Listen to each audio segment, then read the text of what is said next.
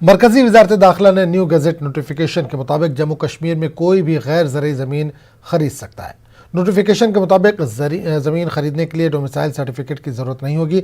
वजारत दाखिला के इस नए नोटिफिकेशन पर LG मनोज सिन्हा ने तफसीली रोशनी डालते हुए कहा है कि ज़रूरी ज़मीन प्रोटेक्टेड है और इस नोटिफिकेशन का मकसद मुल्क के दीगर रियासतों की तरह जम्मू कश्मीर में भी इंडस्ट्रीज़ को फ़रोग़ देना है। रिक्वेस्ट किया था कि इसी पर आज सीमित है, लेकिन आपने उठा दिया है।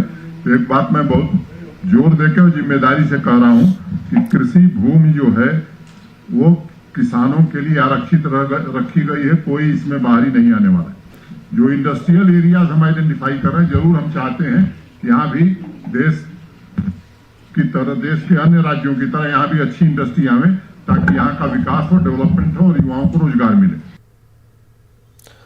Peoples alliance for Gupkar declaration के तर्जुमान सज्जाद लोन ने जम्मू कश्मीर के अराजी कानून के मनसूखी की शदीद अल्फाज में मजम्मत की। उन्होंने कहा कि इस तरह जम्मू कश्मीर और लद्दाख के मुस्तकिल बाशिंदों को रियासत में गैर मनकूला जायदाद के हुसूल और उनके पास रखने के खुसूसी हक से महरूम कर दिया गया है, जिसे अब गैर आइनी तौर पर तकसीम किया गया है।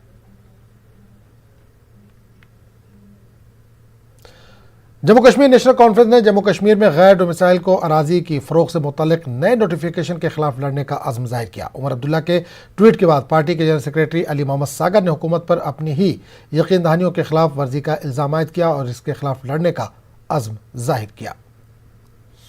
ये अनएक्सेप्टेबल है, नेशनल कॉन्फ्रेंस इसको एक्सेप्ट नहीं करेगी, क्योंकि पिछले दिनों सरकार ने बयान दिया था जब इनके कुछ मिनिस्टर आए थे कि डोमिसाइल लॉ में हम यहाँ के लोगों को ये इख्तियार देंगे, ये किसी गैर रियासती बाशिंदे को नहीं दिया जाएगा। लेकिन आज ये जो इन्होंने ये पास किया, ये इसमें ऑर्डर्स निकाले, वो टोटली अनएक्सेप्टेबल है।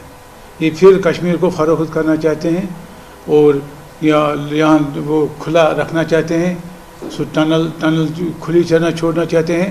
वो जो कश्मीर है वो कल गैर बन जाएगा अपने रियासत में, जम्मू कश्मीर में। लिहाजा जिस तरह इन्होंने लद्दाख वालों को भी कहा था, वहाँ इलेक्शन ख़त्म हुए तो अब बात बंद कर दी। उनको भी कहा था कि डोमिसाइल लॉ में आपको नरमी दी जाएगी, वहाँ सिर्फ वहाँ के लोग खरीद सकते हैं। यहाँ भी कहा था, जब ये अखबारों में निकला उस वक्त तमाम पॉलिटिकल पार्टीज ने रिएक्शन की। उस वक्त भी यकीन दिलाया गया कि इसमें कोई तरमीम नहीं की जाएगी, लेकिन आज किया। The cat is out of the bag.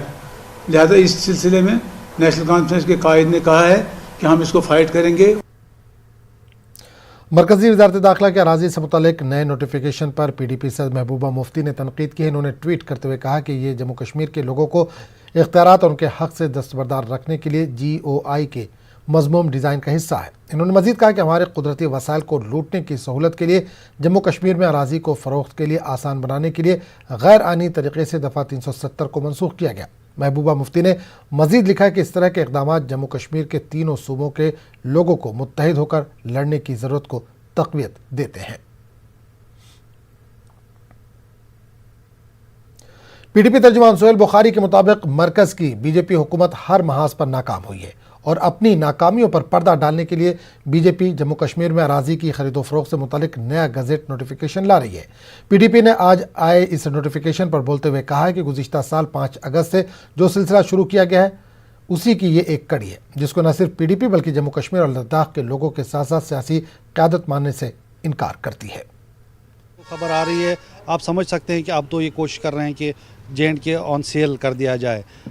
लेकिन मैं तो ये कहूँगा कि जिस तरह से अभी तक जुर्रतमंदाना अंदाज से जम्मू कश्मीर और लद्दाख के अवाम ने मिल के इन सारी चीज़ों को नकारा है, एक्सेप्ट नहीं किया है, बल्कि इनके ख़िलाफ़ मिलकर आवाज़ उठाई है और लड़ने की अनाउंसमेंट की है, आज भी वो सिलसिला कायम है।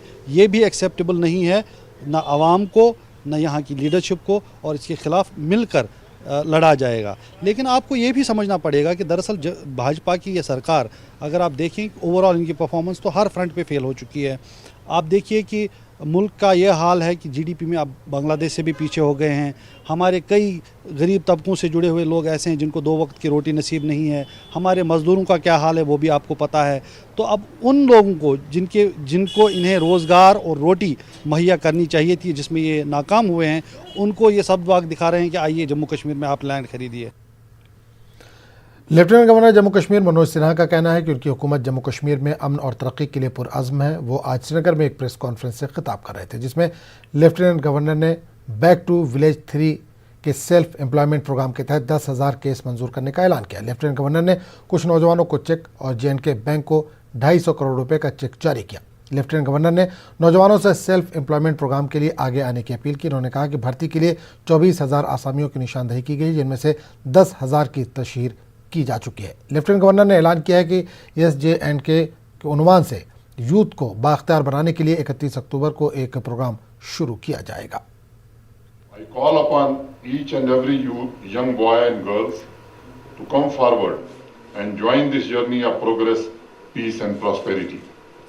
दोस्तों, हमने रेड टेपिज्म को खत्म करने की काफी कोशिश की है। हम माननीय प्रधानमंत्री जी के मूल मंत्र minimum government and maximum governance पर काम कर रहे हैं। मुझे पता है, पहले अपना रोजगार सेटअप करने के लिए लोगों को बैंक के चक्कर लगाने पड़ते थे। अब वह तारीख की बात हो गई है, इतिहास की बात हो गई है।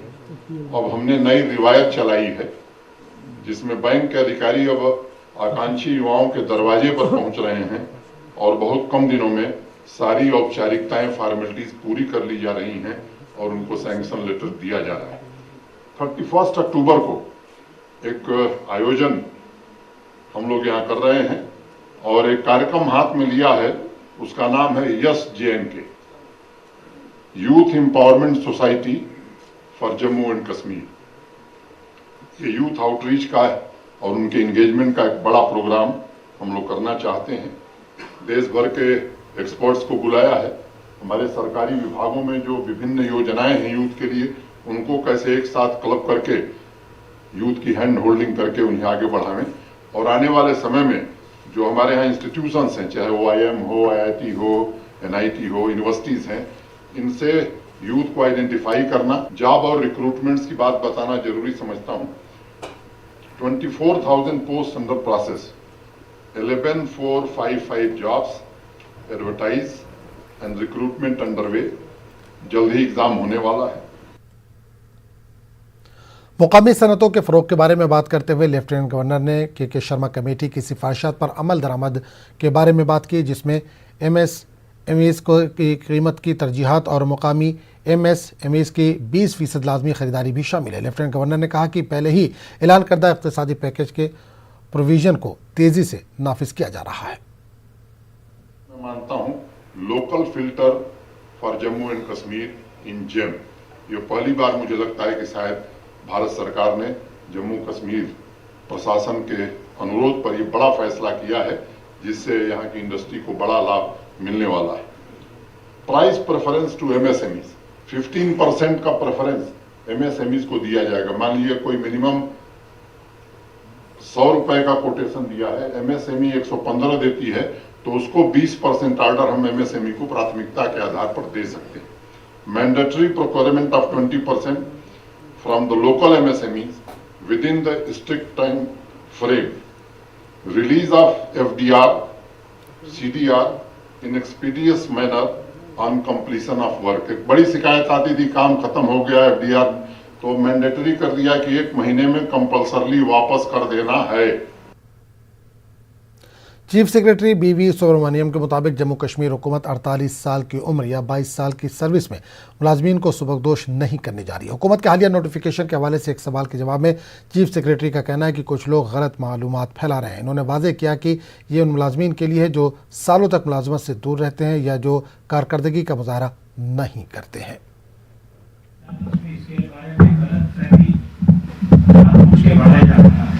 किसी का रिटायरमेंट 48 साल नहीं किया गया है।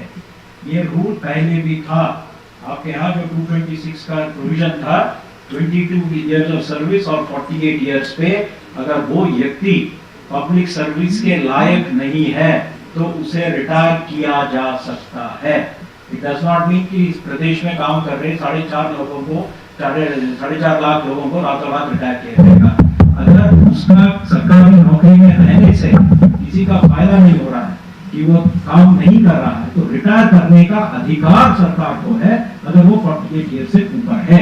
ऐसे प्रोविजन भारत सरकार में भी है, जम्मू एंड कश्मीर में भी पहले से भी थे। हमने कोई नया चीज नहीं लाया है, हमने एक दिन का भी फर्क नहीं लाया। जो पुराना लॉ था उसके नए इंडियन कॉन्स्टिट्यूशन के अनुरूप बाकी चीजें हमने एक्ट, जिसकी एज में हमने कोई जम्मू बीजेपी के लीडर व समाजी कारकुन अदिति शर्मा ने महबूबा मुफ्ती के खिलाफ थाना गांधीनगर जम्मू में शिकायत दर्ज करवाई है। अदिति शर्मा ने पुलिस से दरख्वास्त की है कि तिरंगा से मुतालिक पीडीपी सदर के हालिया बयान के खिलाफ एफआईआर दर्ज की जाए।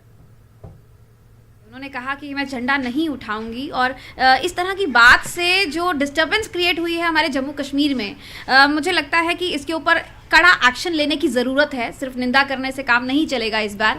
और जहाँ तक 370 का सवाल था वो हटा है और आज जम्मू कश्मीर के लोगों में ये रोष है कि आज भी ऐसी एंटी नेशनल बात, ऐसी ज़बान से इस तरह की ज़बान बोली जाती है तो उसके ऊपर कोई एक्शन वो देखना चाहते हैं जम्मू कश्मीर की जनता। और इसीलिए हमने ये एफआईआर करवाई है, लॉन्च करवाई है गांधीनगर थाने में।